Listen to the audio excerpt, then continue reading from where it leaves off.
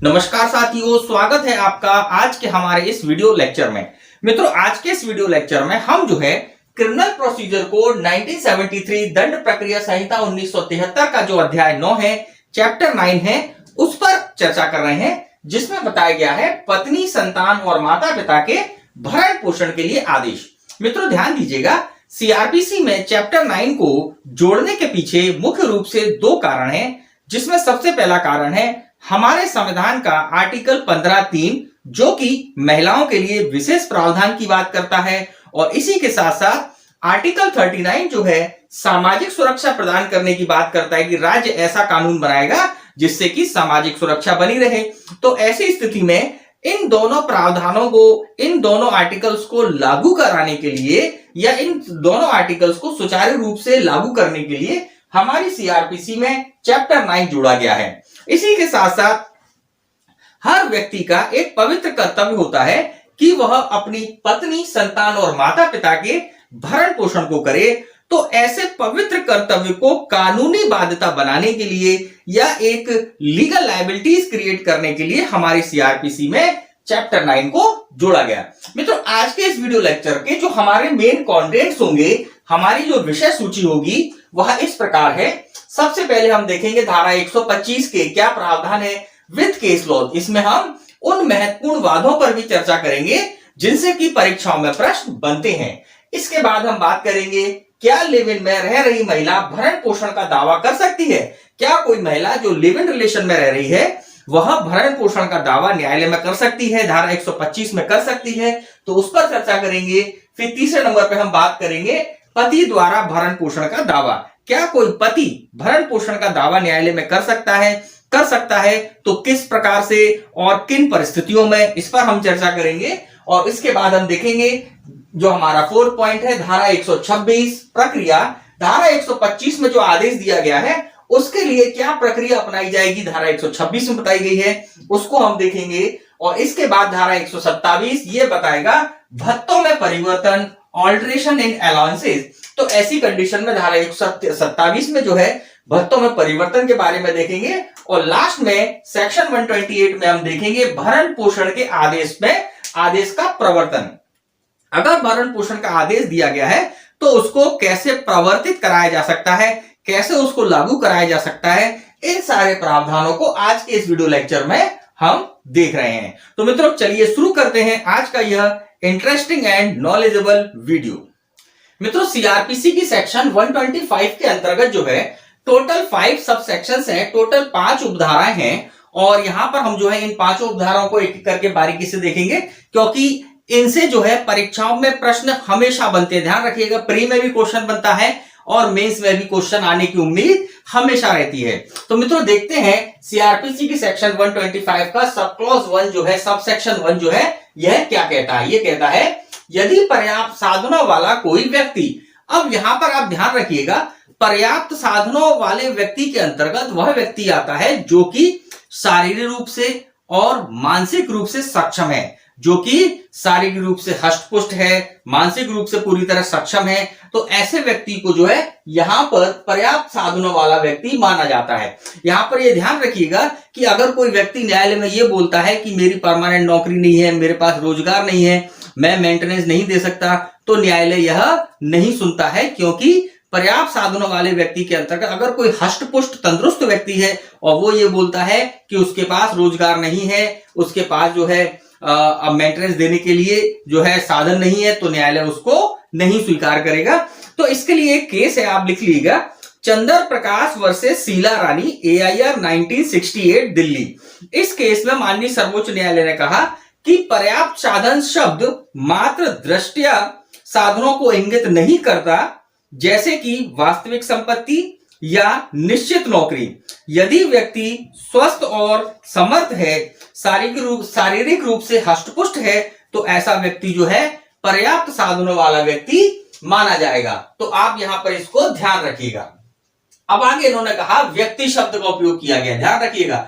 मित्रों देखिए, सीआरपीसी की सेक्शन 125 जो है, यह जो है ऐसे व्यक्तियों पर दायित्व अधिरोपित करती है जिनका की दायित्व है अपने माता पिता, अपनी पत्नी, अपने संतान, इनका भरण पोषण करने का दायित्व जिन व्यक्तियों का होता है। ध्यान रखिएगा कि धारा 125 में जो मेंटेनेंस का अधिकार दिया गया है या जो कर्तव्य दिया अधिरोपित किया गया है, यह कर्तव्य एक विधिक कर्तव्य तो है ही, एक लीगल लायबिलिटी तो है ही, इसी के साथ साथ एक पवित्र कर्तव्य भी है। यह एक पॉइस लायबिलिटी भी है जो हर व्यक्ति के ऊपर होती है और उसको पालन करना ही चाहिए। तो यहां पर जो है व्यक्ति शब्द का प्रयोग किया गया है। यह व्यक्ति शब्द जो है इस सेक्शन को धर्मनिरपेक्ष धारा बताता है। ध्यान रखिएगा, सीआरपीसी के सेक्शन 125 जो है यह धर्मनिरपेक्ष धारा है। यह किसी विशेष धर्म के लिए नहीं है, यह किसी विशेष जाति के लिए नहीं है, यह किसी विशेष लोगों के लिए नहीं है, यह तो सभी व्यक्तियों पर लागू होती है। ध्यान रखिएगा, एक केस है जो आपको मालूम होगा, मोहम्मद अहमद खान वर्सेस साहबानो बेगम, AIR 1985।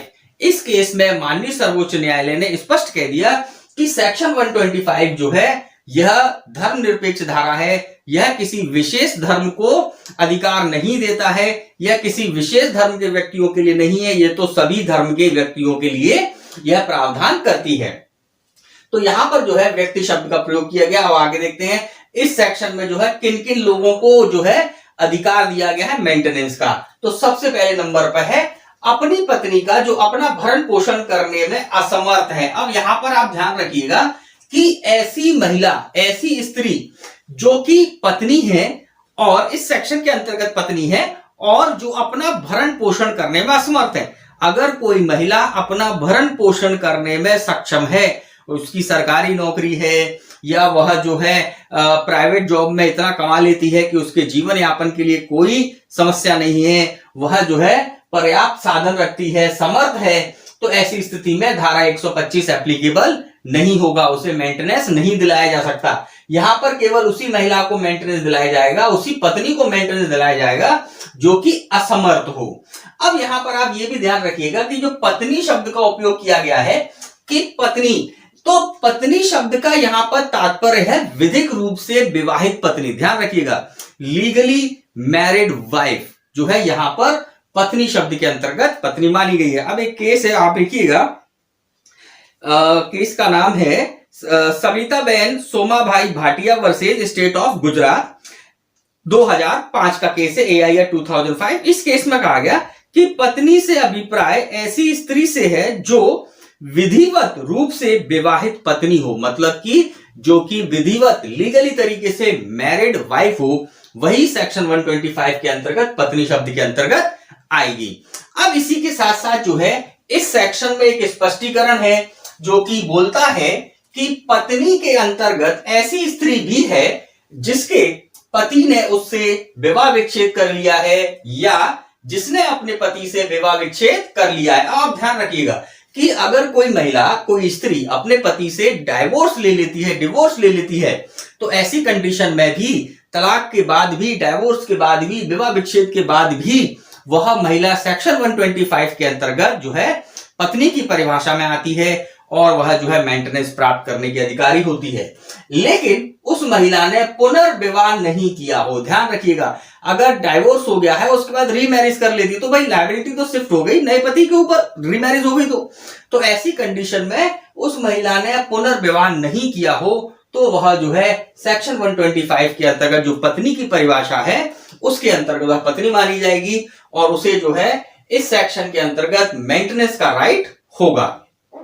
अब आगे देखते हैं, जो बी क्लॉज है ये कहता है अपनी धर्मज या अधर्मज अवयस्क संतान, ध्यान रखिएगा अवयस्क संतान हो, चाहे लेजिटिमेट चाइल्ड हो या इलेजिटिमेट चाइल्ड हो, किसी भी प्रकार का चाइल्ड हो, यहां पर अगर वह अवयस्क है तो वहां पर वह क्या चाहे, वह जो है अपने माता पिता से भरण पोषण प्राप्त करने का अधिकारी होता है।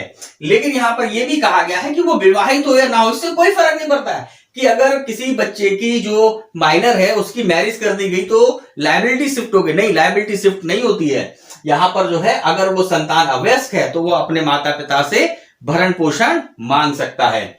अब यहां पर एक परंतु जोड़ा गया है। अब ये परंतु ये बोलता है कि मजिस्ट्रेट अवयस्क पुत्री, अब विशेष रूप से पुत्री की बात की गई है, विशेष रूप से बेबी चाइल्ड जो है कह सकते हैं कि गर्ल चाइल्ड जो है उसके लिए कहा गया है कि अवयस्क पुत्री के पिता को निर्देश दे सकता है कि वह उस समय तक ऐसा भत्ता दे जब तक वह वयस्क नहीं हो जाती। ध्यान रखिएगा, अगर कोई स्त्री है और वह माइनर है और उसके पिता ने उसकी मैरिज कर दी है तो न्यायालय यह आदेश दे सकता है कि वह तब तक उसका भरण पोषण दे जब तक कि वो वयस्क नहीं हो जाती।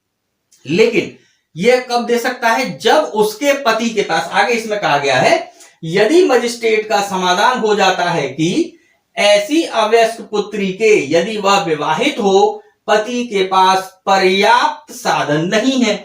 मतलब कि अगर लड़की है और उसकी जो है माइनर में ही शादी कर दी, उसकी जो है छुटकपन में ही शादी कर दी, अगर शब्द का उपयोग करें, तो ऐसी स्थिति में पिता का दायित्व मुक्त नहीं होता है। उसका दायित्व जो है ऐसी पुत्री का भरण पोषण करने का बना रहता है। अगर उसका पति, जो शादी की गई है, उसका पति अगर अक्षम है, मेंटेनेंस देने में पर्याप्त साधन नहीं रखता है, तो मेंटेनेंस माता पिता को देना होगा।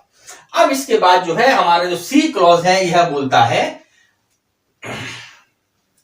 अपनी धर्मज या अधर्मज संतान का, जो विवाहित पुत्री नहीं है, देखिए विवाहित पुत्री के बारे में ऊपर बात कर ली, यहां पर कह रहा है अपनी धर्मज या अधर्मज संतान का जिसने वयस्कता प्राप्त कर ली है। अब आप समझिएगा बात को, ऊपर हमने देखा अवयस्क संतान के लिए, बी क्लॉज में हमने क्या देखा? अवयस्क संतान के लिए, लेकिन यहां पर बात कर रहा है वयस्क संतान। मतलब कि अगर चाइल्ड मेजर हो गया है तो उसको भी मेंटेनेंस का राइट होता है। कब? जब विशेष परिस्थितियां हो, ये यहां पर बताई गई है। इसमें कहा गया कि वयस्कता प्राप्त कर ली है जहां ऐसी संतान किसी शारीरिक या मानसिक असामान्यता या क्षति के कारण अपना भरण पोषण करने में असमर्थ है। मतलब कि मेजर तो हो गया है, वो जो है अब माइनर नहीं रहा है, वह वयस्क हो गया है। अब वयस्क होने पर भी अगर वह शारीरिक या मानसिक रूप से अक्षम है अपना भरण पोषण करने में, तो ये सेक्शन जो है माता पिता के ऊपर वयस्कता प्राप्त करने के बाद भी, उस बच्चे की वयस्कता प्राप्त करने के बाद भी मेंटेनेंस का दायित्व बना रहेगा। तो यहां पर आप इसको ध्यान रखिएगा सी क्लॉज में। अब बात करते हैं हमारा डी क्लॉज, अगला ये बोलता है अपने पिता या माता का जो अपना भरण पोषण करने में असमर्थ नहीं है। आप समझिए, समर्थ नहीं है या असमर्थ है, आप समझिएगा कि हर माता पिता का भरण पोषण करने का दायित्व उनके बच्चों का होता है जब वह बुजुर्ग हो जाए। अगर माता पिता बुजुर्ग हो गए हैं तो लायबिलिटी बच्चों की रहती है कि उन्हें उनका भरण पोषण करना ही चाहिए। 101% कोई छूट नहीं है, क्योंकि देखिए यह विधिक प्रावधान है, लेकिन एक पवित्र कर्तव्य भी है कि अगर बुजुर्ग माता पिता हो गए हैं और उनके बुढ़ापे में जो है उनको मेंटेनेंस करने का दायित्व बना रहता है। अब यहां पर एक प्रश्न ये उत्पन्न होता है कि क्या माता पिता के भरण पोषण का दायित्व केवल पुत्र का होता है, पुत्री का नहीं होता? उसकी शादी हो गई लड़की की तो क्या उसका दायित्व खत्म हो जाता है? नहीं, ऐसा नहीं है। आप केस लॉ लिख लीजिए, डॉक्टर श्रीमती विजय मनोहर अरबट वर्सेस काशीराव राजाराम सवई और अन्य AIR 1987। इस केस में माननीय सर्वोच्च न्यायालय ने साफ कह दिया कि विवाहित पुत्री का अपने माता पिता का भरण पोषण का दायित्व है।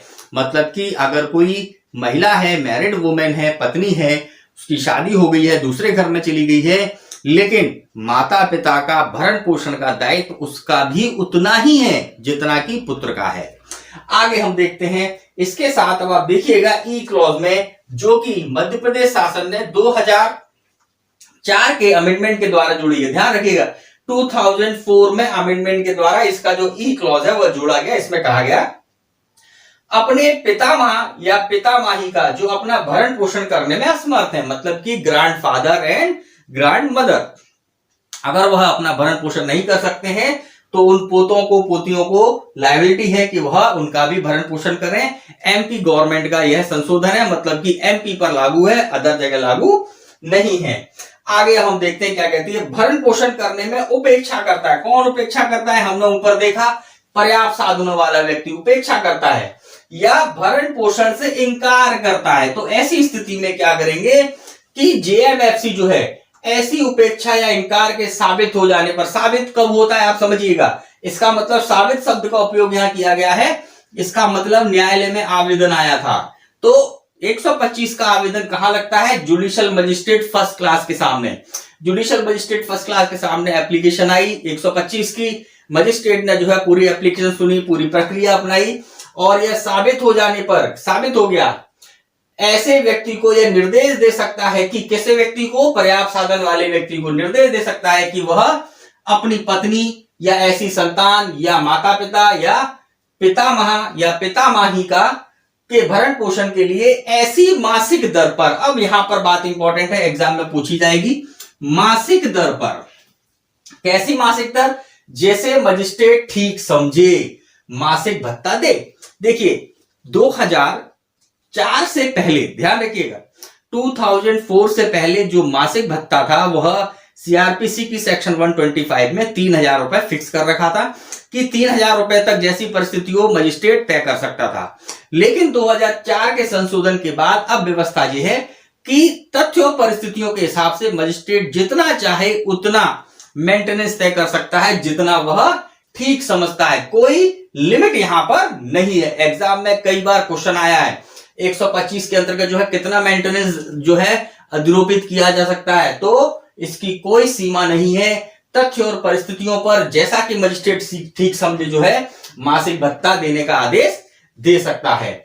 अब इसके बाद जो है इस सेक्शन में 2001 में 2001 में जो है संशोधन कर दो परंतु इसमें जोड़े गए।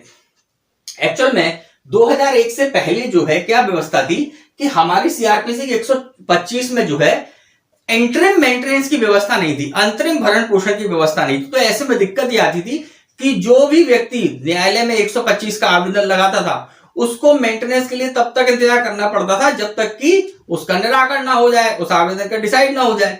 तो उसको जो है उस अवधि के दौरान वो क्या खाएगा, वह कैसे अपना जीवन यापन करेगा। तो ऐसी स्थिति में जो है इंटरिम मेंटेनेंस को देने की व्यवस्था नहीं थी 2004 के पहले।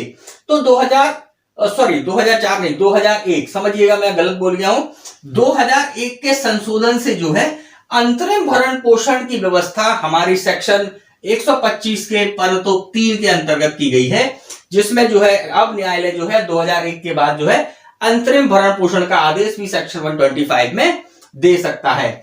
और इसी के साथ साथ इसका जो परंतु 4 जोड़ा गया 2001 के संशोधन के बाद ही, इसमें कहा गया कि अंतिम भरण पोषण और खर्चों के लिए आवेदन निस्तारण ऐसे आवेदन के 60 दिन के भीतर किया जाएगा। समझिएगा बात को, एप्लीकेशन आया इंटरिम मेंटेनेंस के लिए, तो वह इंटरिम मेंटेनेंस का एप्लीकेशन जो है 60 डेज के भीतर सामान्यतः निस्तारित किया जाएगा, मतलब कि उसको कंप्लीटली सुन लिया जाएगा और उसका डिसाइड कर दिया जाएगा।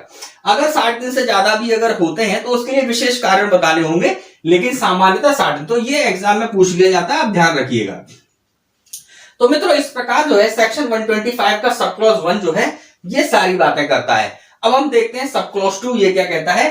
तो ये कहता है भरण पोषण या अंतरिम भरण पोषण या कार्यवाही के खर्चे कब संदाय होंगे, कब ड्यू होंगे। तो समझिएगा बात को, 2 बातें हैं। एक तो न्यायालय ने आदेश दिया, मान लीजिए एप्लीकेशन लगी इंटरिम मेंटेनेंस की या मेंटेनेंस की और डिसाइड हुई और उस तारीख से न्यायालय ने कहा, तो आप ध्यान रखिएगा जिस डेट को आदेश दिया जाता है, किस डेट को, जिस डेट को फाइनल ऑर्डर होता है कि कितना मेंटेनेंस देना है या कितना इंटरिम मेंटेनेंस देना है, उस डेट से जो है मासिक संदाय किया जाना होगा। मतलब उस डेट से ड्यू होता है जिस डेट को फाइनल ऑर्डर आया हो। इसके बाद आप ध्यान रखिए फाइनल ऑर्डर मतलब या तो अंतरिम भरण पोषण का ऑर्डर या भरण पोषण का ऑर्डर, जैसा भी व्यवस्था हो।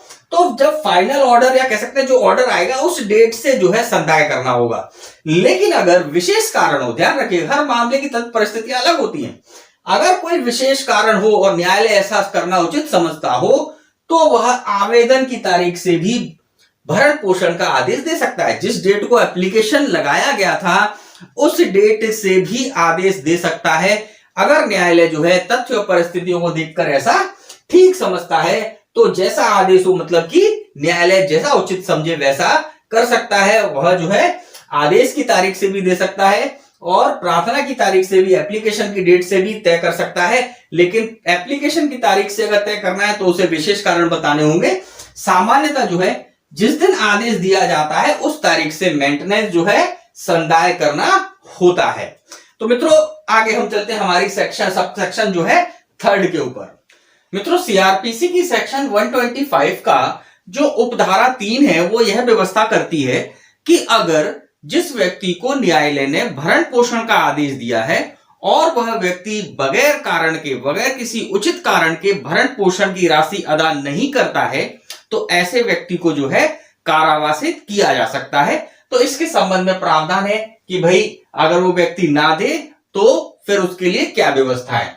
तो उपधारा 3 बोलती है भरण पोषण के आदेश का अनुपालन करने में पर्याप्त कारण के बिना, ध्यान रखिएगा अगर पर्याप्त कारण है, कोई ऐसी समस्या आ गई है कि वो नहीं चुका पा रहा है तो न्यायालय विचार कर सकता है, लेकिन अगर पर्याप्त कारण के बिना असफल रहता है तो उस आदेश के प्रत्येक भंग के लिए वारंट जारी किया जा सकता है। न्यायालय जो है ऐसे भंग के लिए वारंट जारी कर देगा उस व्यक्ति की गिरफ्तारी के लिए, और उस वारंट के निष्पादन के पश्चात प्रत्येक मास के ना चुकाए गए भरण पोषण अथवा अंतरिम भरण पोषण, मतलब ये सेक्शन जो है भरण पोषण फाइनल ऑर्डर और अंतरिम भरण पोषण दोनों पे लागू है, संबंधी भत्तों एवं कार्रवाइयों संबंधी खर्चों के लिए 1 मास, अब ध्यान रखिएगा ये एग्जाम में पूछी जाती है, ये अवधि बहुत इंपॉर्टेंट है, 1 मास तक की अवधि के कारावास का दंडादेश दे सकता है। कुल मिलाकर अगर किसी व्यक्ति को जो है न्यायालय ने आदेश दिया है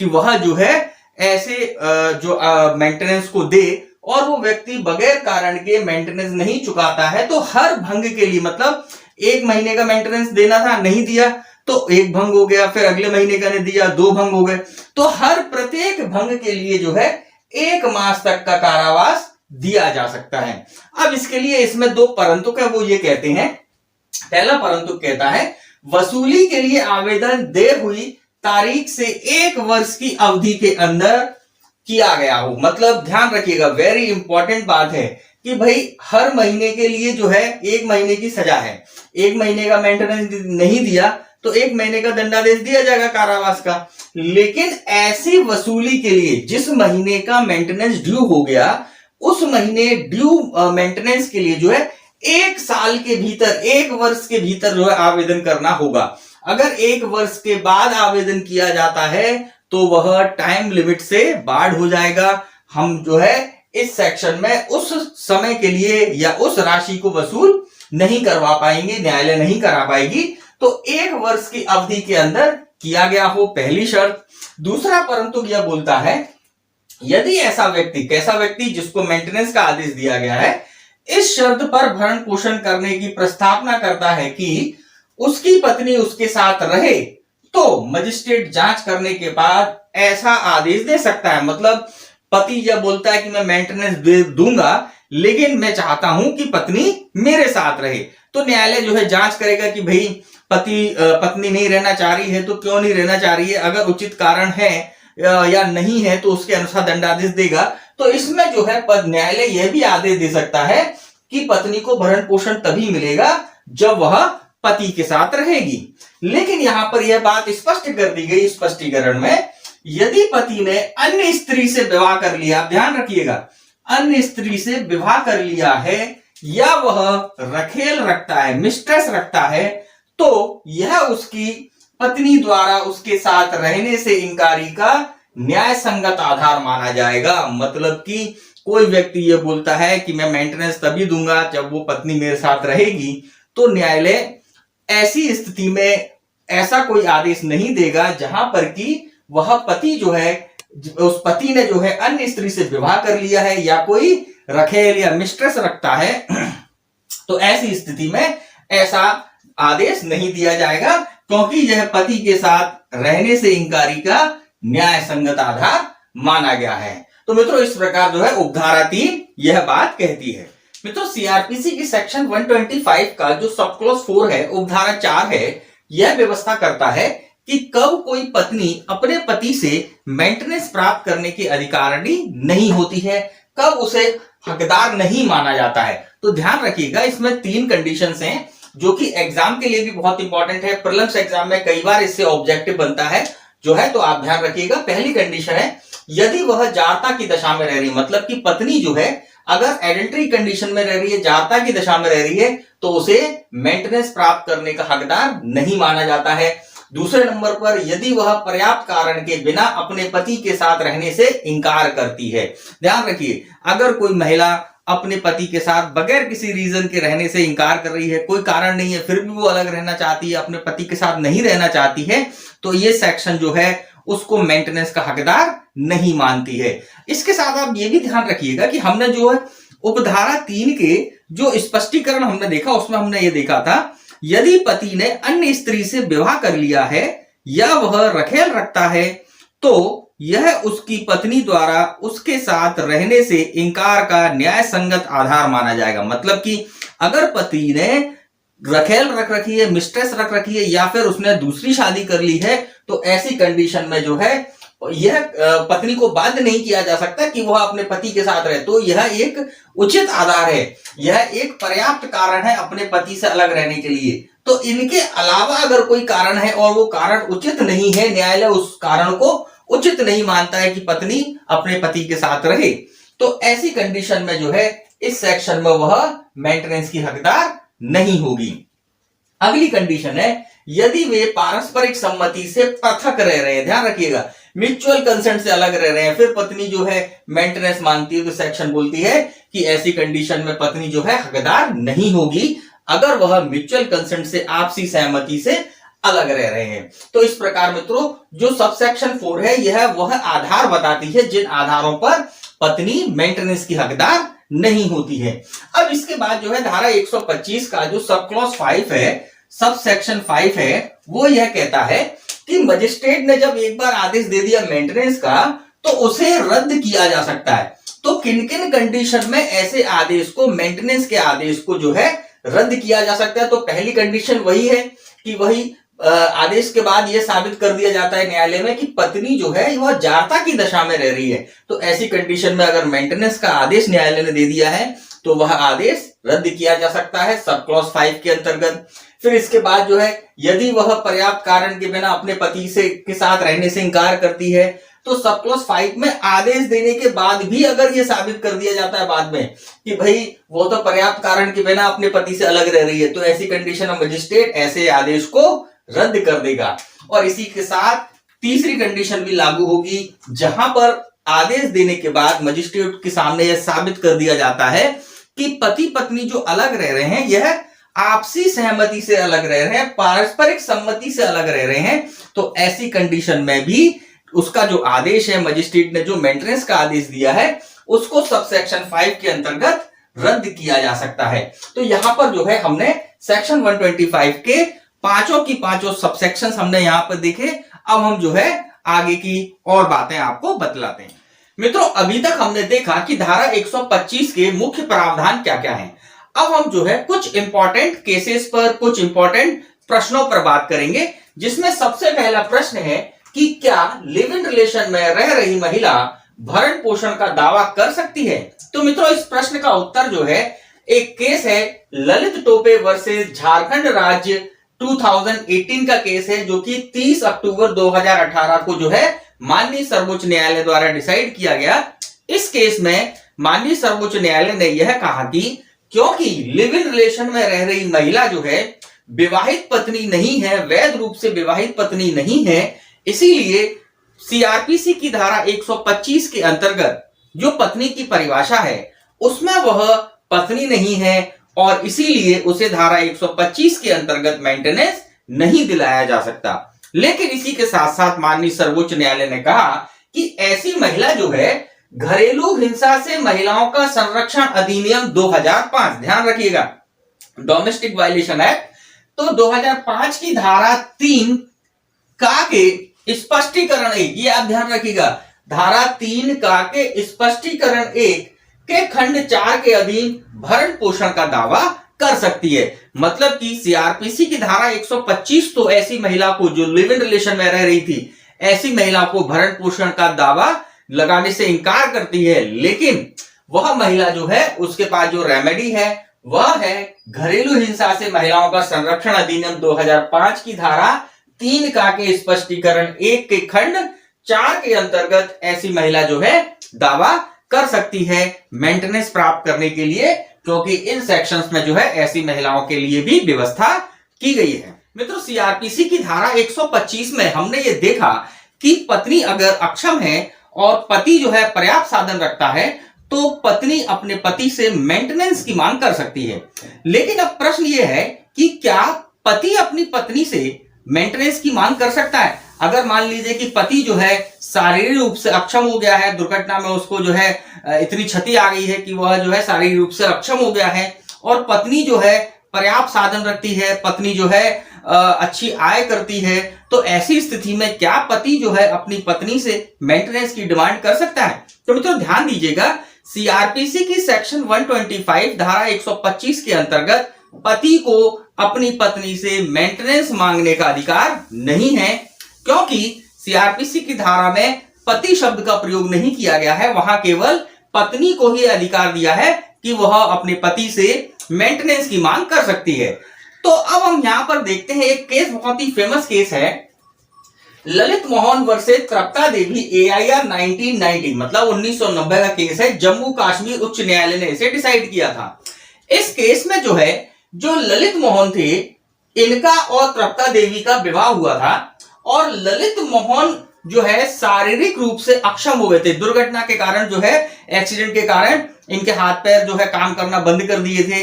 इधर हम तृप्ता देवी जी को देखें तो ये जो है शारीरिक रूप से सक्षम थी, सरकारी नौकरी थी इनकी, यह एक सरकारी स्कूल में टीचर थी और एक अच्छे आय कमाती थी। तो ऐसी स्थिति में ललित मोहन ने तृप्ता देवी के ऊपर जो है पिटीशन लगाई कि भाई हमें जो है मेंटेनेंस दिया जाए, क्योंकि हम अपना शारीरिक रूप से अक्षम हो गए हैं, तो ऐसी स्थिति में जो है आप हमको मेंटेनेंस दिया जाए। तो न्यायालय में जब पिटीशन लगी जम्मू कश्मीर न्यायालय ने, तो ध्यान रखिएगा जम्मू कश्मीर न्यायालय ने इस पिटीशन को स्वीकार किया और इसी के साथ साथ ललित मोहन को मेंटेनेंस दिलवाया तृप्ता देवी से।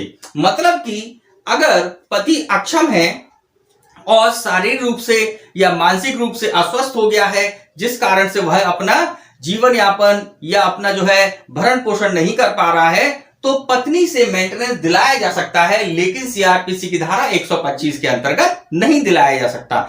अब यहां पर जो है उच्च न्यायालय सीआरपीसी की सेक्शन, ध्यान दीजिएगा, सीआरपीसी के सेक्शन 482 के तहत, धारा 482 482 के तहत जो है मेंटेनेंस का आदेश कर सकती है। 482 में हाई कोर्ट्स को बहुत ही एक्सटेंडेड पावर है, वह जो है विधि को लागू कराने के लिए या हम कहें न्याय को प्रदान करने के लिए जो है सेक्शन 482 का उपयोग कर किसी पति को भी अपनी पत्नी से मेंटेनेंस दिला सकता है। अगर पति अक्षम है शारीरिक रूप से और पत्नी जो है पर्याप्त साधन रखती है और वो जो है अच्छी आय कर रही है, तो पति को भी मेंटेनेंस दिलाया जा सकता है। यह एग्जाम्पल है या हम कह सकते हैं एक केस है जो कि जम्मू कश्मीर उच्च न्यायालय ने डिसाइड किया था।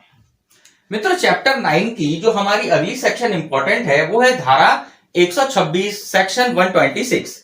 मित्रों सेक्शन 126 जो है प्रक्रिया को बतलाती है कि सेक्शन 125 धारा 125 के तहत जो कार्यवाही की जाएगी वह उसकी प्रक्रिया क्या होगी। तो मित्रों इस सेक्शन में जो है सेक्शन 126 में 3 उपधाराएं हैं, 3 सब सेक्शंस हैं, जिसमें जो है परीक्षाओं में जिससे प्रश्न बनते हैं। तो सबसे पहले हम देखते हैं उपधारा 1 सब सेक्शन 1।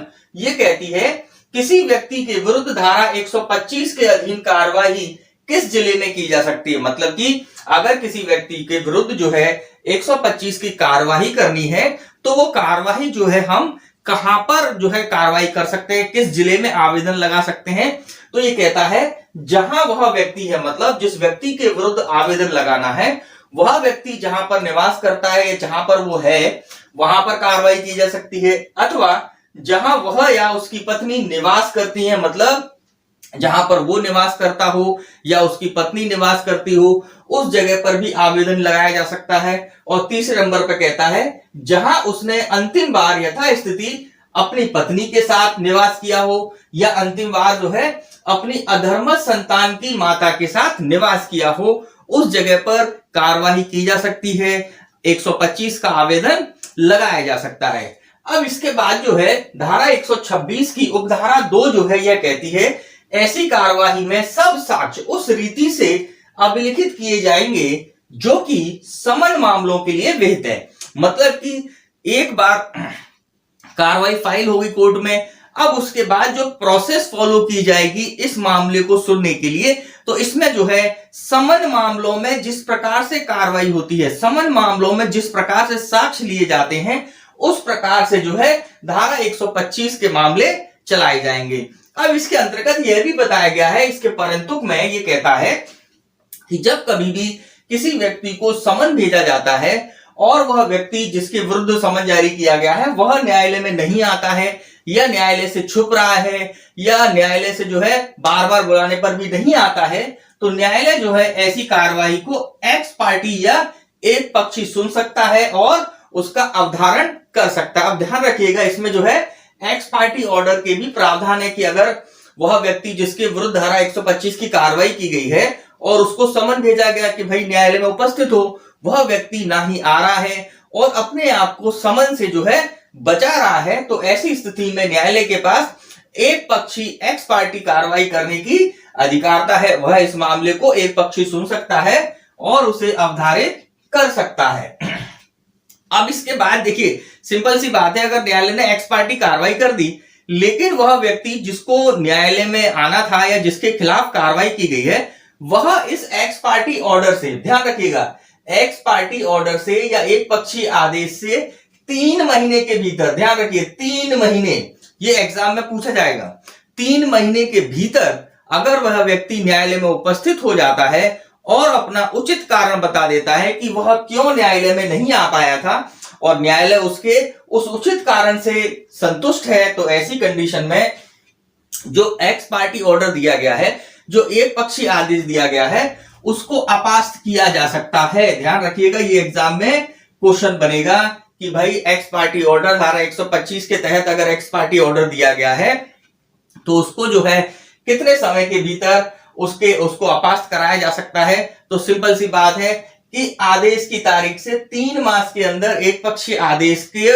को अपास्त कराने के लिए आवेदन किया जा सकता है और न्यायालय संतुष्ट है कि एक पक्ष ये जो आदेश किया गया है एक्स पार्टी, यह जो है गलत हो गया है, या गलत तो ना के हम ये कह सकते हैं कि उस व्यक्ति के पास उचित कारण है कि वह जो है इस न्यायालय में उपस्थित ना हो पाया है। इसीलिए न्यायालय जो है कार्रवाई को आगे बढ़ाने के लिए जो है उस आदेश को, उस एक्स पार्टी आदेश को अपास्त कर सकती है और कार्रवाई को आगे के क्रम पर चला सकती है।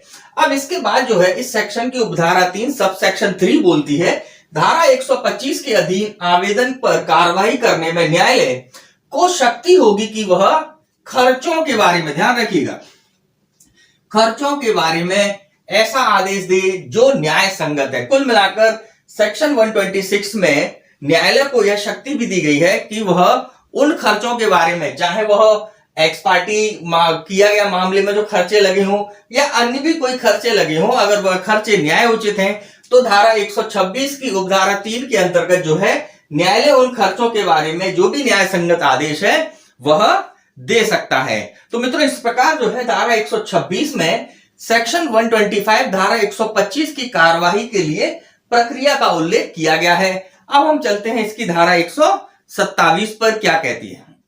मित्रों, सीआरपीसी की सेक्शन 127 धारा 127 व्यवस्था करती है भत्तों में परिवर्तन, ऑल्ट्रेशन इन अलाउंसेस। अब आप बात समझिएगा कि धारा 125 के तहत न्यायालय ने अगर कोई मेंटेनेंस का आदेश दे दिया है और आदेश देने के बाद अगर उन पक्षकारों की परिस्थितियों में परिवर्तन हो जाता है, मेंटेनेंस देने वाले की या मेंटेनेंस लेने वाले की, दोनों की परिस्थितियों में अगर कोई परिवर्तन आ जाता है, तो ऐसी स्थिति में धारा 127 से व्यवस्था करती है कि उन परिस्थितियों के परिवर्तन के अनुसार मेंटेनेंस का ऑर्डर भी परिवर्तित कराया जा सकता है।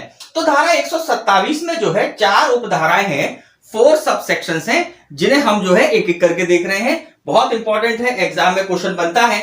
सबसे पहले उपधारा 1 जो है यह कहती है कि धारा 125 के अधीन भरण पोषण अथवा अंतरिम भरण पोषण संबंधी मासिक भत्ते पाने वाले या देने वाले, देखिए दोनों बातें आ गई। पाने वाला मतलब कि जिसको मेंटेनेंस दिया जाना है, और देने वाला जिसको जो कि मेंटेनेंस देगा।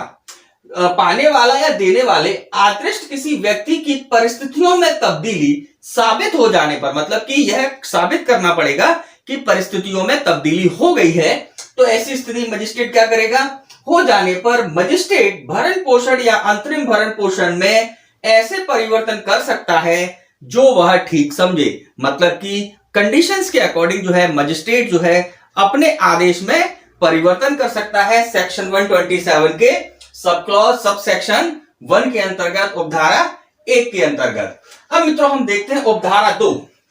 मित्रों उपधारा 2 में जो है एक विशेष परिस्थिति बताई गई है। आप ध्यान रखिएगा, बहुत सिंपली इस चारों सबसेक्शंस को याद करने का ट्रिक यही है कि सबसेक्शन 1 में सामान्य बात की गई है कि पाने वाला या देने वाला जो मेंटेनेंस पा रहा है या जो दे रहा है उसकी परिस्थिति में तब्दीली हो जाए तो मजिस्ट्रेट जो है क्या कर सकता है, उसके भत्तों में परिवर्तन कर सकता है।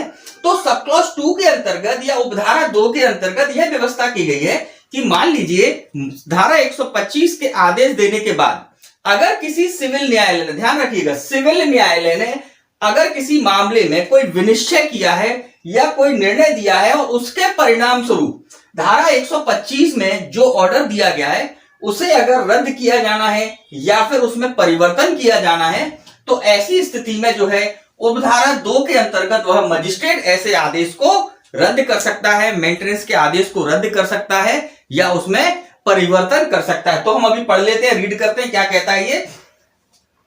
जहां मजिस्ट्रेट को यह प्रतीत होता है कि धारा 125 के अधीन दिया गया कोई आदेश किसी सक्षम सिविल न्यायालय के किसी विनिश्चय के परिणाम स्वरूप रद्द या परिवर्तित किया जाना चाहिए, वहां वह यथास्थिति उस आदेश को तदनुसार रद्द कर देगा या परिवर्तित कर देगा। मतलब सिंपल सी बात है, सिविल न्यायालय के आदेश के अनुसार भी ऐसा जो भत्ता जो दिया गया है या मेंटेनेंस का ऑर्डर दिया गया है उसमें परिवर्तन किया जा सकता है। मजिस्ट्रेट जो है उस आदेश को उस सिविल न्यायालय के निर्णय के अनुसार परिवर्तित कर देगा।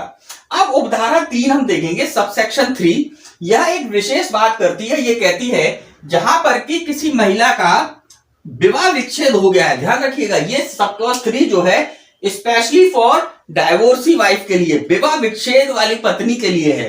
तो ये कहता है जहां धारा 125 के अधीन कोई आदेश ऐसी स्त्री के पक्ष में दिया गया है, मतलब कि डाइवोर्सी वाइफ के पक्ष में कोई आदेश दिया गया है मेंटेनेंस का, जिसका विवाह विच्छेद हो गया है, वहां यदि मजिस्ट्रेट का समाधान हो जाता है कि अब इसके अंदर जो है 3 बातें बताई गई। ध्यान रखिएगा, सब क्लॉज 3 में जो है 3 बातें बताई गई हैं जिनके अनुसार जो है भत्तों में परिवर्तन या भत्ते ये जो आदेश दिया गया है मेंटेनेंस का इसको रद्द किया जा सकता है, परिवर्तित किया जा सकता है। अब वो 3 कंडीशन क्या है देखते हैं।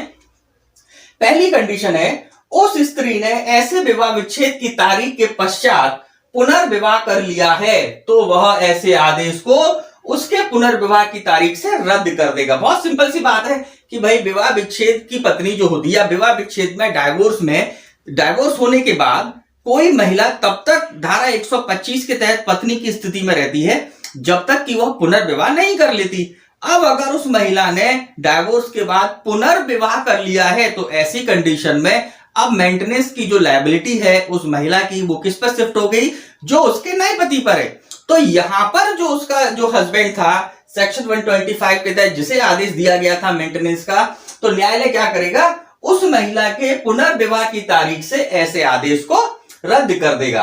अब दूसरी कंडीशन बोलती है उस स्त्री के पति ने उससे विवाह विच्छेद कर लिया है और उस स्त्री ने उक्त आदेश के पूर्व या पश्चात वह पूरी धनराशि प्राप्त कर ली, मतलब 1 टाइम पेमेंट ले लिया है। ध्यान रखिएगा, एक टाइम में पूरा पेमेंट ले लिया है जो पक्षकारों को लागू किसी रूढ़िजन्य या स्थायी विधि के अधीन ऐसे विवाह विच्छेद पर दे थी, तो वह मजिस्ट्रेट उस आदेश को, आप समझिएगा कि महिला ने क्या करा, महिला ने विवाह विच्छेद के बाद या न्यायालय के ऑर्डर के बाद पूरी की पूरी धनराशि प्राप्त कर ली, एक 1 टाइम इंस्टॉलमेंट ले लिया है या 1 टाइम पेमेंट ले लिया है, जैसा कि उसकी जो रूढ़ियां हैं, कस्टम्स है उसके अकॉर्डिंग या पर्सनल लॉ के अकॉर्डिंग उसने अगर 1 टाइम पेमेंट ले लिया है तो मजिस्ट्रेट अपने आदेश में जो है परिवर्तन कर सकता है या उसको रद्द कर सकता है। तो इसके लिए आगे कहा गया उस दशा में जिसमें ऐसी धनराशि ऐसे आदेश के पूर्व दी गई थी, मतलब कि 1 टाइम पेमेंट जो है मजिस्ट्रेट के मेंटेनेंस के ऑर्डर के पहले ही दे दिया गया है, तो क्या होगा,